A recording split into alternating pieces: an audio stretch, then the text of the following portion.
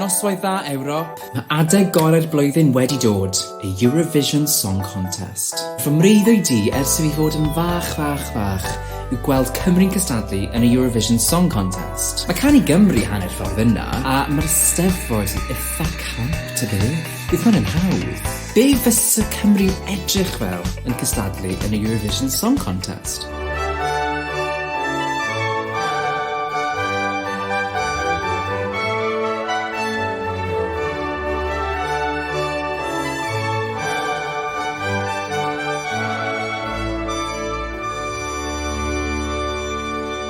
Cwestiwn mawr.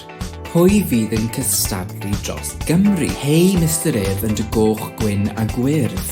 Pwy fysa ddim eisiau gweld Mr Urdd a llwyfan Eurovision yn cynrychioli Cymru ar draws Ewrop? Dwi eisiau gweld Welsh Whisperer, e-bos. Dangos ein diwylliant amaethyddol, gallai fe dod mewn ar dractor enfawr, llwyfan llawn defaid, anhygoel. A Chymreig iawn, Cwlwm, The Reunion. Cwlwm yn dod nôl at ei gilydd i gynrychioli Cymru yn Eurovision. Anhygoel. Iconic. Gwych. Pa fath o ganeuon gallwn ni gweld rhan am rygbi? Chwaraewyr rygbi ar y llwyfan. Dansio. Postyn rygbi ar y llwyfan. Gwych.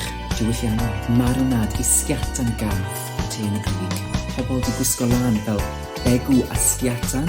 Rhaid nhw'n canu yn hyfryd yn fywyd y gath i beat techno. Iconic. Gwych. Cymreig. Rhywbeth am y Mabinogion. Can metal am Pair y Dadeni o Stori Branwen. Cyrff yn dod nôl i fywyd. Goth. Hardcore. Pam Lai. Ni wedi cael y fersiwn gyntaf, ni wedi cael yr ail fersiwn yn ddiweddar. Pam Lai cael trydydd fersiwn. Dwylo dros y môr rhif 3. Beth am gael Mari Lwyd ar llwyfan? Llawn sequins a glitter. Yn rhedeg o gwmpas. Cynghanedd. Europop.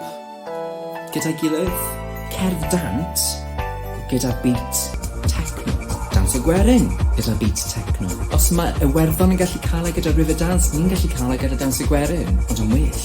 Mae edrych yn unigryw, a sefyll allan yn bwysig iawn. Glitter, pethau llachar, sequins, y gwisg Cymreig, llawn sequins.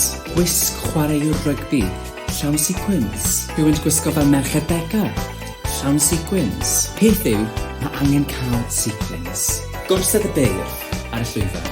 Dans y blodau. A oes heddwch? Falle, cymaint o dalent, cymaint o creadigrwydd a phosibiliadau. Gallwn ni ennill. Dwi'n pwa o peid y gael.